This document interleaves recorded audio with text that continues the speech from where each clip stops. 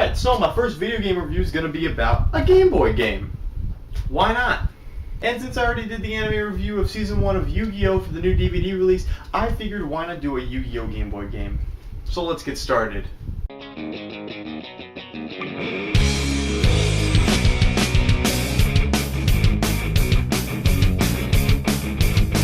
Yu-Gi-Oh! The Sacred Cards. So Yu-Gi-Oh! The Sacred Cards came out a few years ago. It was released for the Game Boy Advance, and it is a kind of RPG-ish type of Yu-Gi-Oh! Game. It's not your typical World Tournament type of Yu-Gi-Oh! Game where you have your select amount of cards, you can buy them at your regular shop once you win duels, and then you progressively win duels against classic Yu-Gi-Oh! Characters.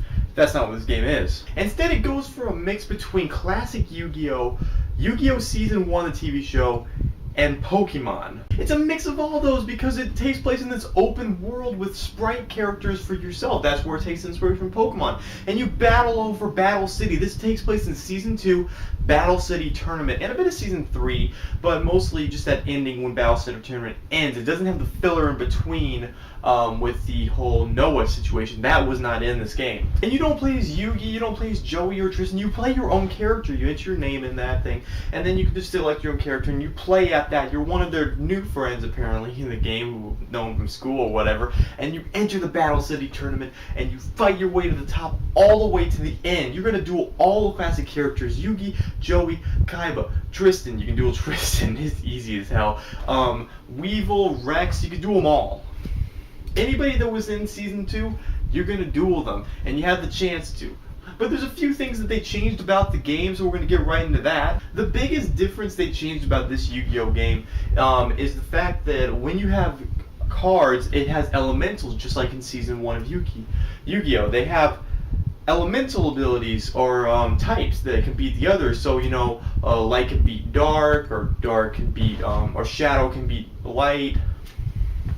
So basically what that means is the attack doesn't really matter if your elemental beats their elemental. Attack matters for attacking life points directly, and you're going to be doing a lot of that in this game.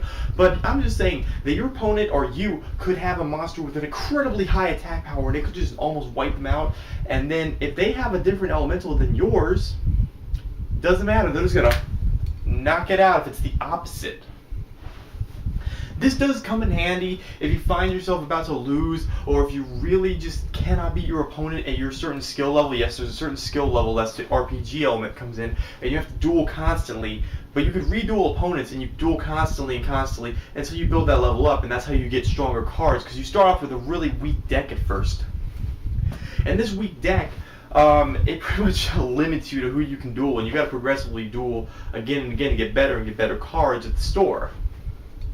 And you buy your cards individually, you don't buy packs this time.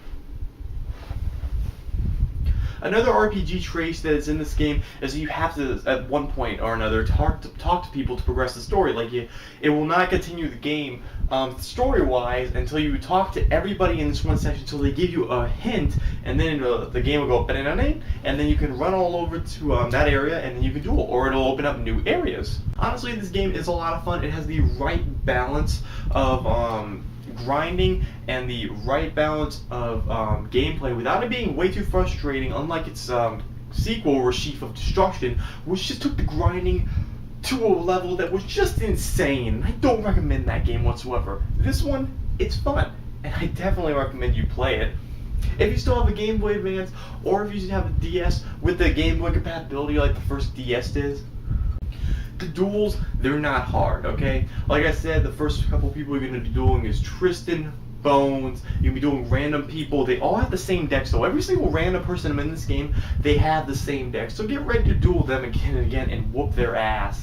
But characters like Kaiba, Tristan, well, Tristan's easy so, but people, I'd say the hardest one to duel was Meku Tsunami. He was actually the hardest one to duel because he has water cards and he fights in a water field. So his strong cards got stronger bonuses, and it just became unfair until I switched my deck up to an electric deck and then just wiped him out because all my cards elements knocked him out. And that's another thing, you can beat this game way too easily at some points by switching up your deck, and it does actually come in handy. You know, I give the game credit that it makes you switch up your decks occasionally, so you're not beating it again and again with the same deck aggressively, you know? But this game's a breeze, man. You can beat this game in about 6 to 8 hours flat. It's fine. Now, as far as it being an open world, it's not as big a world as Pokemon. It is not even close to being as big as Pokemon, okay? This is like the world of Pokemon's town. It's like one town with a cave and with a gym arena in there, okay? It's like one cave of exploration. Now, you will be actually going through some dialogue scenes and stuff like that, but the dialogue, they don't talk or anything, so you have to read it again and again, but I don't really care since I already saw Season 2, so I just skipped through that. But it basically does go into the story of Season 2, with some changes, of course, because you have to play, so you're going to be doing all the key characters. Joey doing Merrick Ishtar, you know, the fake one, you're going to be dueling him. Or instead of Joey dueling Yugi, you're going to be doing that.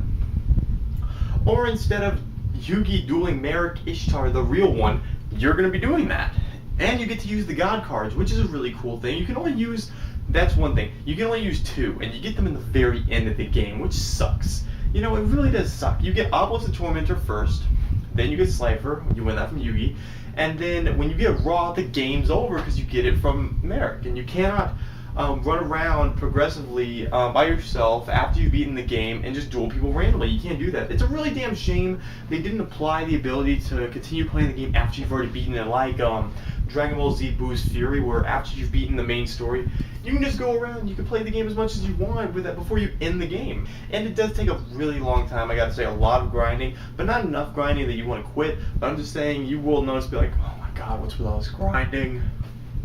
So you might want to duel the people you've already beaten, the main characters, because you can reduel them anytime you want, and you get bonus points for that.